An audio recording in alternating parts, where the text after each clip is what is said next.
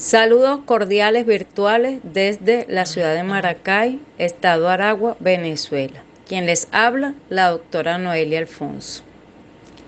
En el día de hoy acudo en respuesta a la invitación realizada por la doctora Viviana Monterrosa, coordinadora general del Diplomado Internacional de Investigación y Comunicación Científica, quien me asignó la tarea de conversar el día de hoy acerca de la producción escritural como vía para la socialización del conocimiento científico. Quiero señalar que cuando la doctora Viviana me asignó esta participación, me compartió sus láminas y me señaló cuál era el tema. Posteriormente, yo leí cada una de las láminas y fui adecuando algunas cosas de acuerdo a mis consideraciones, algunos aspectos en los que considero que debe hacerse énfasis y bueno, dándole mi toque personal. Quiero señalar esto en primer lugar para reconocer la autoría y el pensamiento propio de la doctora Viviana, y en segundo lugar para destacar que esta es una manera de trabajo en equipo, de trabajo en conjunto, de colaboración entre dos países hermanos, Venezuela, donde me encuentro, y Colombia, donde está la doctora Viviana. Vamos entonces, dicho esto, a dar inicio. Como primer aspecto, la doctora Viviana quiso señalar cuál es la finalidad de la publicación. Específicamente, cuál es la finalidad esencial de un artículo científico, la cual no es otra que comunicar, difundir, divulgar, visibilizar los resultados y hallazgos de una investigación. Pero para lograr este objetivo es necesario que esa comunicación se haga de manera clara, entendible y fidedigna, para lo cual entran en juego tres actores. En primer lugar, el autor o articulista, el cual debe garantizar buenas prácticas en la investigación, un manejo responsable de los datos, acceso y conservación. En segundo lugar, los árbitros o evaluadores del artículo, quienes contribuyen a la decisión editorial acerca de publicar o no publicar y que deben garantizar la objetividad y la confidencialidad. Finalmente, recae sobre el editor la decisión final de publicación y para ello, pues, es necesario que haga uso de su máxima de experiencia, de su conocimiento y obviamente de la revisión previa hecha por los árbitros. En este sentido, el editor lee varias veces el artículo, pues lo lee en primer lugar, cuando se recibe un artículo en una revista, lo lee en primer lugar de manera general para ver si cumple con los aspectos de forma y a qué tema se refiere, con la finalidad de designar los respectivos árbitros. Y una vez que ya tiene la evaluación de los árbitros, vuelve a leerlo para entonces valorar ese juicio de los árbitros y enviar, decidir en qué parte de la revista lo va a colocar, si al principio o al final, dependiendo del tema, dependiendo del tipo de artículo, y enviar entonces para la diagramación y maquetación de la revista. En segundo lugar, la doctora Viviana destaca como principio fundamental la ética investigativa y hace énfasis nuevamente en que el artículo debe caracterizarse por la precisión, la claridad y la brevedad. Y en cuanto a estas buenas prácticas investigativas y editoriales, respetar los protocolos, el consentimiento informado, la confidencialidad de los actores generadores de saber. Como principal motivación para publicar artículos científicos, señala desarrollar trayectoria académica, ya que el hombre de ciencia se le conoce es por sus publicaciones, intercambios de resultados de investigación mediante redes interinstitucionales, tales como CESPE, REDI, Escriba, entre otros, compromiso de las comunidades académicas y científicas para promover la producción escritural y los componentes de investigación, debido a que en la comunidad académica lo que no está escrito no existe y lo que no se publica no se conoce. Es por ello que en esta lámina incorporé algunas de los que se ha denominado redes sociales académicas, tales como Google Escolar, Mendeley, Publón, ResearchGate y Academia Edu. En este sentido, cobra vital importancia la selección de la revista en la cual se busca publicar, ya que dependiendo de esa elección tendremos mayor o menor visibilidad. Subsecuentemente, entonces, a esa motivación, tenemos que se publica para verificarse, reproducibilidad, ingresar al conocimiento científico y porque no solo hay que hacer ciencia, sino que hay que escribir ciencia. En este orden de ideas, las revistas de acceso abierto garantizan mayor visibilidad y mayor divulgación, mayor citación, mayor rapidez en la publicación en línea, menor restricción en cuanto a la cantidad de palabras e imágenes, mayor facilidad para compartir, garantiza los derechos al autor ya que no se ceden a la revista, y es importante entonces que en esa elección considerar aquellas que se encuentran en bases de datos reconocidas o que se encuentran asociadas a diferentes redes que van a permitir entonces que el artículo sea divulgado o conocido en varios espacios. Ahora bien, ¿pero qué es un artículo científico? De acuerdo a Day 2005, se trata de un informe escrito y publicado que describe los resultados originales de una publicación. Por su parte, González 2021 señala que es un manuscrito elaborado a partir de un proyecto de investigación cuya finalidad es comunicar los principales resultados bajo una estructura normalizada. Cabe destacar que esta estructura normalizada es a nivel internacional, de manera que es importante que el articulista se la conozca y la maneje. Y finalmente, la UNESCO señala, en 1983 señala que el artículo científico debe ser claro para que los destinatarios reciban el mensaje correcto que se quiere transmitir. Entonces, fíjense que hasta ahora este es un tema reiterativo. Desde que comenzamos se hace énfasis en el lenguaje que se debe utilizar. Si bien es cierto que es un lenguaje académico, un lenguaje científico, un lenguaje de altura, debe ser comprensible, debe ser agradable la lectura, debe ser conciso y preciso. De manera que se logre el objetivo, debe ser claro, no debe ser enrevesado, la redacción debe ser totalmente inteligible para que se logre el objetivo, la finalidad del artículo, que es poder transmitir, poder divulgar, poder comunicar esa información obtenida. En cuanto a la estructura, señalaba en la lámina anterior que se trata de una estructura normalizada a nivel internacional.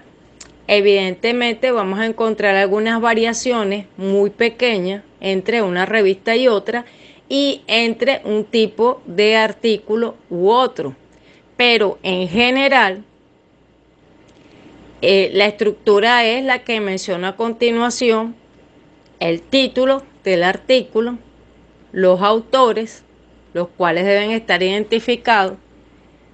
Algunas revistas mandan a identificarlos al final, otras al pie de página, otras debajo del nombre, pero en todo caso lo importante es que los datos básicos que debe contener, aparte del nombre del articulista, es su máximo grado académico, su afiliación institucional, su correo electrónico y su código ORCI. Seguidamente, el resumen, que muchas revistas últimamente lo están pidiendo estructurado para garantizar que el resumen diga lo que debe de decir.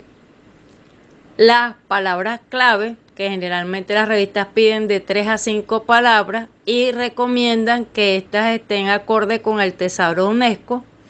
Y seguidamente el Astra, que no es más que el resumen traducido al inglés, y las Keyword, que son las palabras claves traducidas al inglés. Seguidamente la introducción. Luego algunas revistas le agregan una revisión de la literatura. Seguidamente los métodos. Luego los resultados, la discusión, las conclusiones y finalmente las referencias. Esa sería la estructura completa de un artículo. Cada uno de estos aspectos los vamos a ir abordando entonces en esta disertación. En cuanto al título, tenemos que este debe ser en español y en inglés. En el caso específicamente de la revista Entrevista Académica de CESPE Internacional, el título en español va en Arial 12 y el título en inglés va seguidamente abajo, sin negrilla, en Arial 10.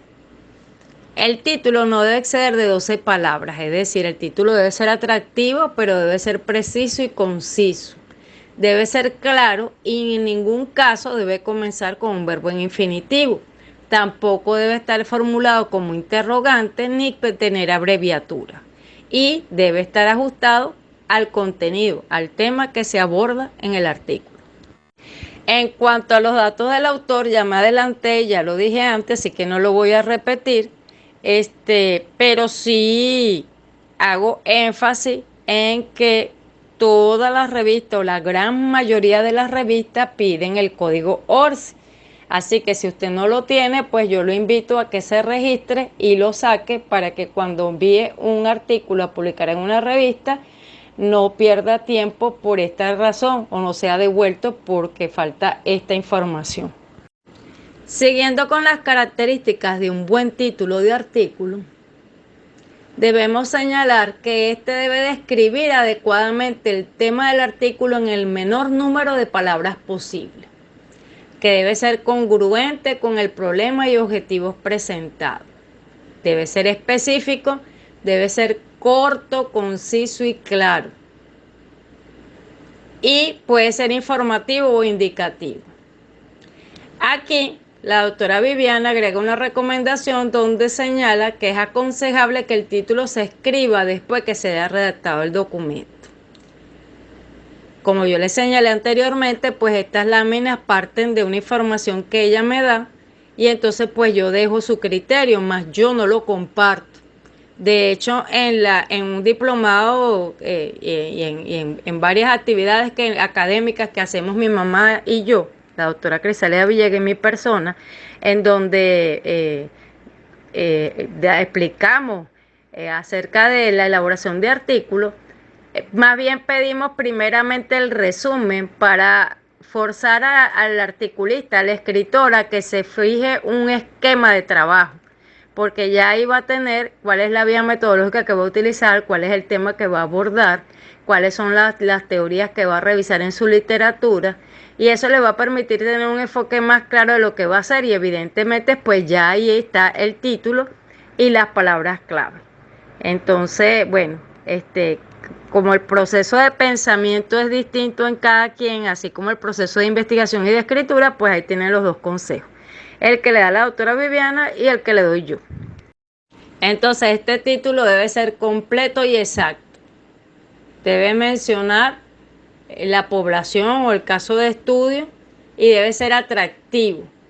De ser posible, empezar con una palabra importante o relevante que atraiga la atención de ese lector potencial, ya que en la revista debe sopesarse el impacto del título y la rigurosidad académica, es decir, debe haber un equilibrio en eso. Y por eso es que en parte de ese equilibrio, en las recomendaciones de escritura en general, se dice que los títulos en forma de preguntas son atractivos. Por ejemplo, si usted fuese a escribir un libro, hacerlo en forma de pregunta pudiera ser atractivo, o un título que implique un número, como el libro, por ejemplo, 7 hábitos para las personas altamente eficaz. Ahí la recomendación entonces es que si haya, como decía, abreviatura, en este caso un número, o cuál es el camino para ser millonario, ahí en forma de pregunta. Pero en el caso de los artículos, como ya estamos en otro orden, vamos a decir un poco más rígido, entonces ese título el articulista debe tener suficiente ingenio para lograr que el título sea atractivo sin que se ponga en entredicho la rigurosidad académica, es decir, sin que ese sea un motivo de que sea valorado negativamente por los arbitradores o por el editor de la revista. En función de lo anterior, la doctora Viviana destaca como errores frecuentes en los títulos: falta de claridad, bien sea por el empleo de una sintaxis equivocada o el uso de abreviaturas y siglas que probablemente no sean conocidas a nivel internacional, como por ejemplo UNESCO u ONU, que independientemente del país que seas, todos lo utilizamos, pero hay otras abreviaturas y siglas que no. Entonces siempre la recomendación es no utilizarla, y uno de los errores en los que se incurre es el empleo de las mismas. Falta de concisión, es decir, uso de palabras innecesarias. Sobreexplicación, sí, una declaración repetitiva e inútil. Demasiado extenso, con demasiadas preposiciones o artículos o uso de subtítulos. Es decir, entonces es importante que tomemos en cuenta estos elementos, teniendo claro que tanto el proceso de investigar como el proceso de escribir, en ambos, ¿verdad? En ambos se repite la palabra proceso. Proceso implica que es un conjunto de pasos. Y ese conjunto de pasos tienen un orden lógico, pero también tienen una recursividad y también tienen el devolverse para volver a ver, para volver a leer. Entonces es probable que usted inicie con un título tentativo y al final que termine su documento, siguiendo el consejo de la doctora Viviana, entonces usted vuelva a ver el título y seguramente le haga modificaciones que van a hacer que quede mejor, que se oiga mejor, que se lea mejor y que cumpla con los parámetros ya señalados. En cuanto al resumen, parto por señalar que el resumen no es otra cosa que un artículo en pequeño, y por ende debe contener todos los elementos del artículo. Toda la misma estructura que se sigue en el artículo se debe seguir en el resumen.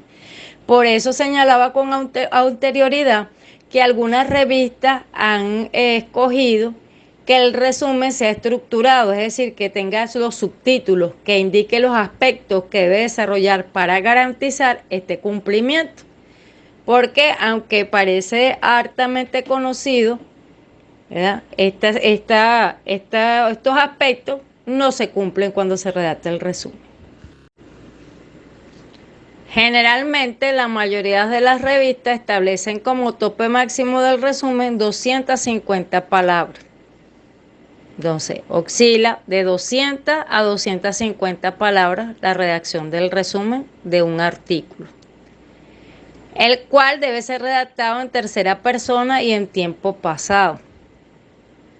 Y debe señalarse cuál es el objetivo general que aborda el artículo. Debe contener la metodología desarrollada, señalando breve y puntualmente los métodos, técnicas, procedimientos y muestras utilizadas para la recolección y el análisis de datos. Debe contener los principales resultados o hallazgos, una síntesis de la discusión, una síntesis de las conclusiones. Este resumen, como ya lo señalamos anteriormente, debe presentarse en español y en inglés, denominado Astra. Aunque algunas revistas, pese a que el artículo y la revista es en idioma español, piden el resumen en otros dos idiomas, como por ejemplo el francés y el portugués.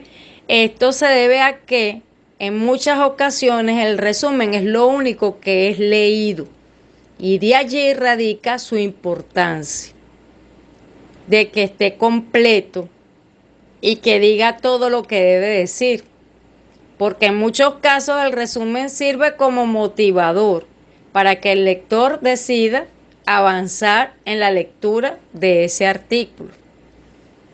También al momento de enviar a una revista un artículo para que sea considerado publicar, si el editor lee el resumen y el resumen no lo impacta, o el resumen está incompleto o insuficiente, da la idea de que si así está el resumen, ¿cómo estará el resto del artículo? Y es probable que sea desechado aún inclusive antes de enviarlo a los árbitros. Se recomienda que este apartado ofrezca al lector del texto una revisión del contenido de manera rápida. Es preciso recordar que es el primer contacto que se ofrece de lo escrito y por lo tanto debe ser preciso, coherente, legible y conciso. Como errores frecuentes en la redacción del resumen, se puede observar que en muchas ocasiones es demasiado largo y aporta información que ni siquiera está presente en el desarrollo del artículo, o contiene información que resulta irrelevante. También falta de precisión y concisión en el orden, incluye conclusiones que tampoco están relacionadas con el texto, es excesivamente detallado, es decir, que vende la investigación antes de tiempo, porque entonces ya no hay nada que leer en el artículo, pues todo lo dijo en el resumen. No plantea el objetivo del resumen, cita referencias bibliográficas cuando no corresponde eso en el resumen. En cuanto a las palabras claves, ya lo había señalado anteriormente, que deben ser mínimo 3 y máximo 5, señalé yo. Sin embargo, aquí la doctora Viviana coloca que máximo 6 palabras y le agrega que debe estar separada por punto y coma. Ella indica que al menos 2 deben estar en el tesauro de la UNESCO. La doctora Criselia Villegas siempre dice que deben ordenarse alfabéticamente, no en el orden en el que aparece en el artículo, sino de manera alfabética. Se los dejo como tip. En cuanto a la introducción, esta debe redactarse en tiempo presente, debe describir el tema, señalar los antecedentes, el objetivo del artículo y la estructura del artículo. Por su parte, la doctora Viviana añade en la lámina que debe contener una pregunta. Efectivamente, muchas revistas exigen que la problemática que se desarrolla en el artículo sea presentada o parta de una pregunta, de la pregunta de investigación. En otros vemos que no la exigen o que no es necesario porque se hace de manera descriptiva, pero claro está que es un aspecto o que es un elemento que se puede considerar, que se puede incorporar y que en algunos casos inclusive es exigido por la normativa de la revista. Por ello, lo ideal, que no es lo real, es que cuando nosotros vayamos a escribir un artículo, seleccionemos previamente la revista a la cual lo queremos enviar, porque eso nos ayuda a seguir desde el inicio las pautas que la revista establece. Cuando lo hacemos de manera contraria, que primero escribimos el artículo y después vemos dónde lo vamos a enviar, entonces con frecuencia debemos hacer ajustes de forma y de fondo para adaptarnos a las exigencias de la revista seleccionada.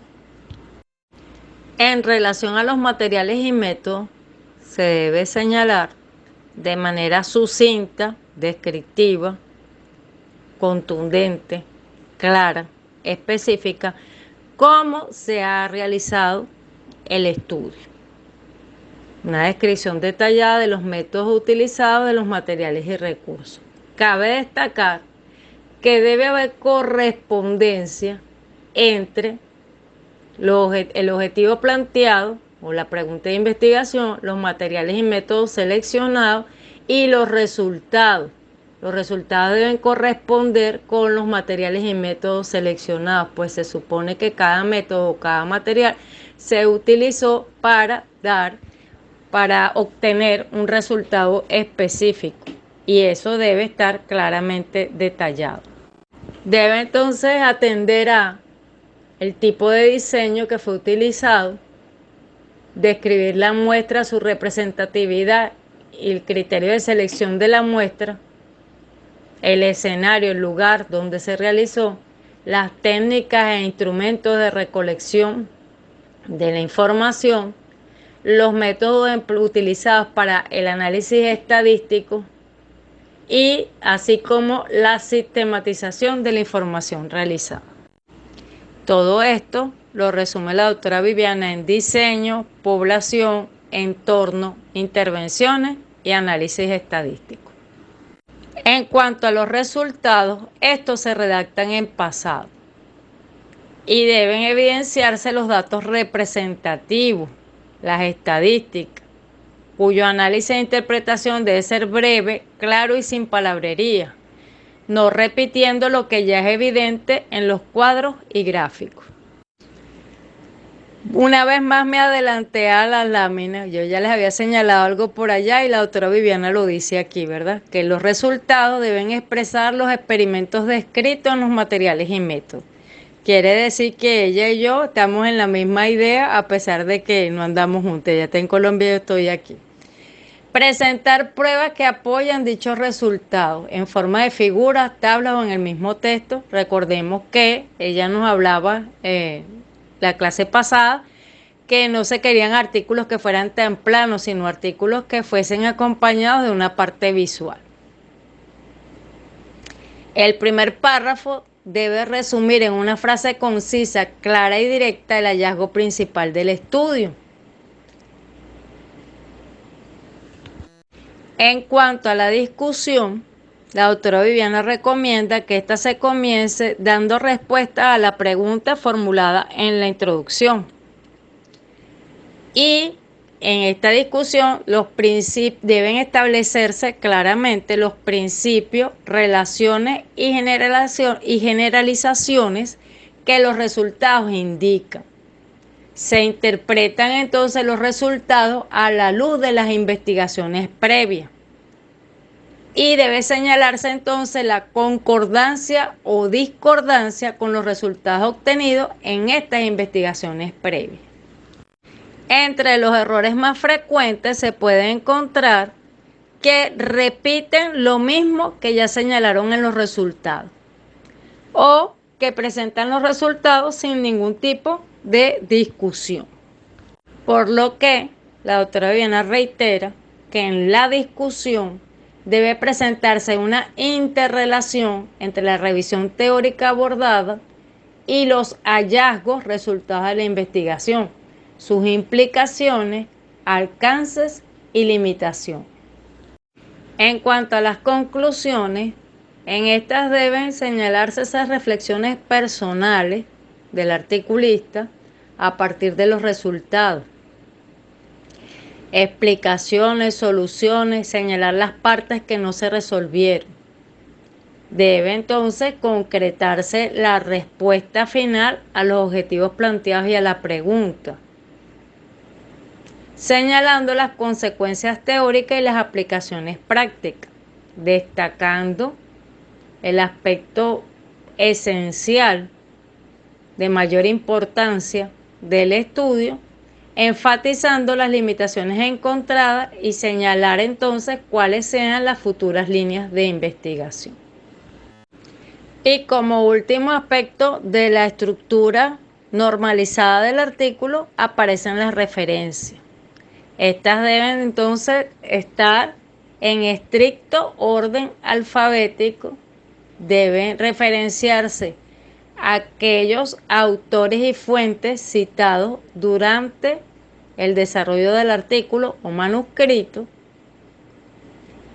y deben atender a la normativa que solicita la revista. Generalmente, la mayoría de las revistas utilizan las normas APA. Es importante señalar que en cuanto a los autores que se citan en el texto y que por ende posteriormente son referenciados, debe escogerse aquellos que resulten pertinentes, suficientes y confiables. Y esto tiene que ver entonces también con el tipo de fuente que se toma, si es primaria, secundaria o terciaria. Es importante que, dado que el artículo tiene una característica particular, que es más rápido en producción, pues, que la producción de un libro, su conocimiento debe ser lo más actualizado posible. Y por ende es importante que esos autores que se revisan, esos datos que se revisan, sean los más recientes posibles. En cuanto a los tipos de fuentes, únicamente quiero destacar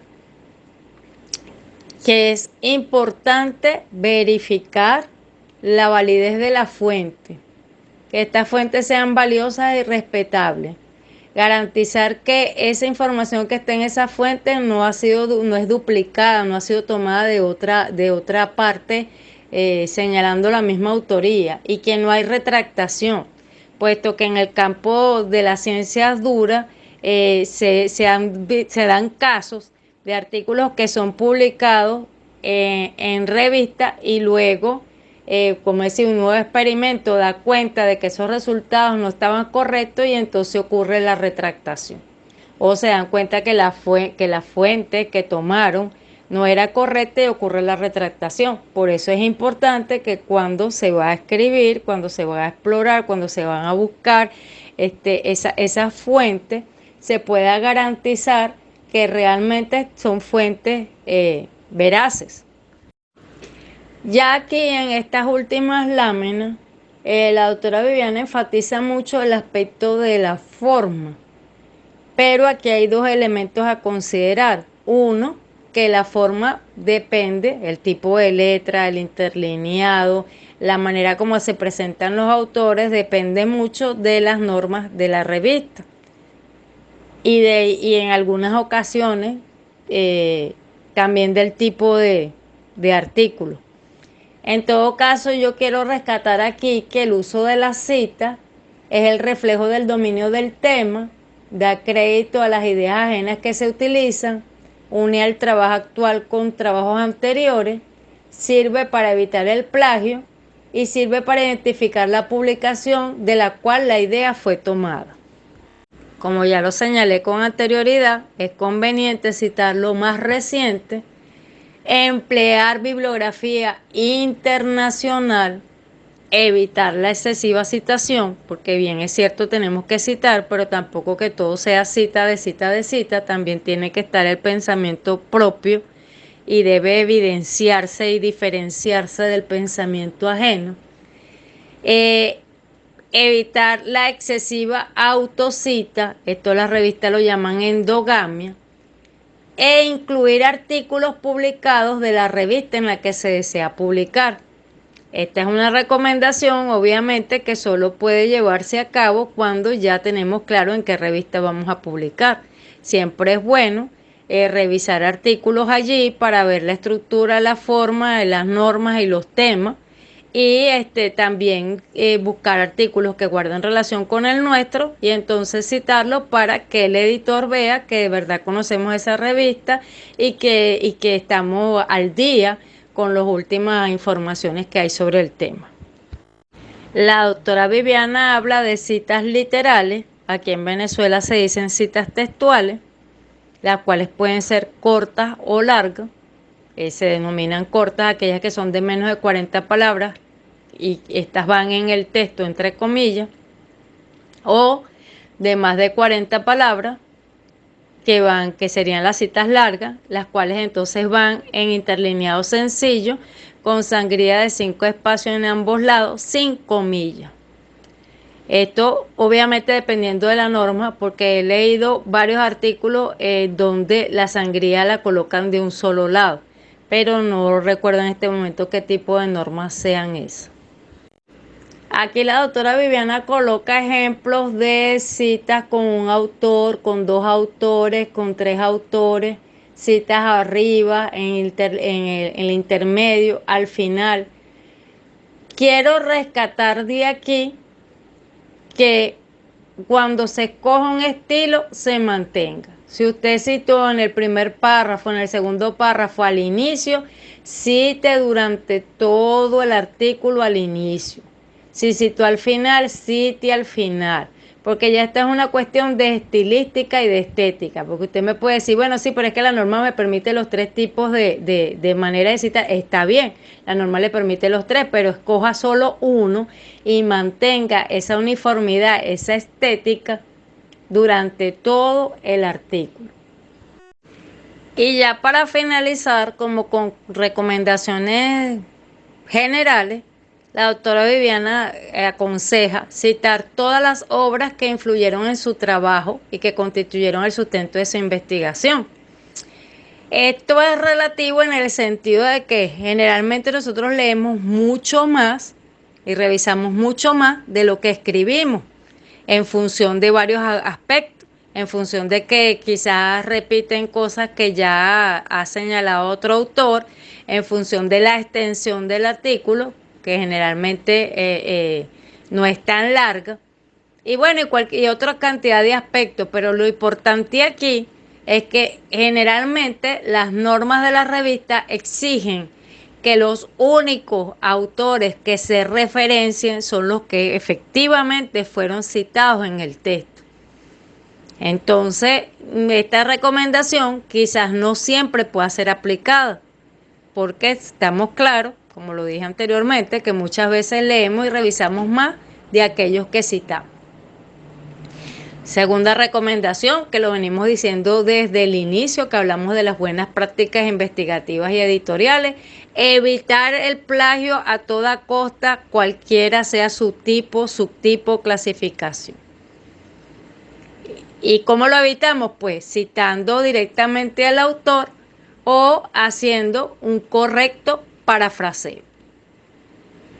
Tampoco incurrir en autoplagio presentando como reciente una obra o un artículo del autor, del articulista, que ya ha sido publicado. La doctora Viviana recomienda evitar el empleo de puntos suspensivos porque señala que pueden generar interpretaciones erróneas. Sin embargo, las normas en general establecen que cuando vamos a citar un autor y no necesitamos pues el párrafo, la frase o la oración completa, sino parte de ella, y esa parte no es solamente el principio o al final, sino que suprimimos elementos en el medio, elementos intercalados. Esta supresión debe evidenciarse a través del paréntesis y los tres puntos suspensivos para dejar claro al lector que allí el autor dijo algo más, pero que nosotros no lo estamos considerando porque no tiene pertinencia a lo que nosotros queremos destacar. Y recomienda la doctora Viviana que para dar énfasis a una palabra o una oración, esta se coloque en cursiva o itálica, dependiendo del país, no sé cuál de las dos utilizan. Aquí en Venezuela hablamos de cursiva, y que entonces se coloque al final entre corchetes la palabra cursiva añadida, para que se sepa que es un agregado del articulista, del que escribe. Bueno, indiscutiblemente que este tema es amplio, que hay muchísima información al respecto, alguna que coincide, otra que difiere, otra que le añade. Y bueno, es necesario que todo tenga un principio y un fin, así que aquí yo finalizo mi intervención y quedo a la orden para sus preguntas y comentarios.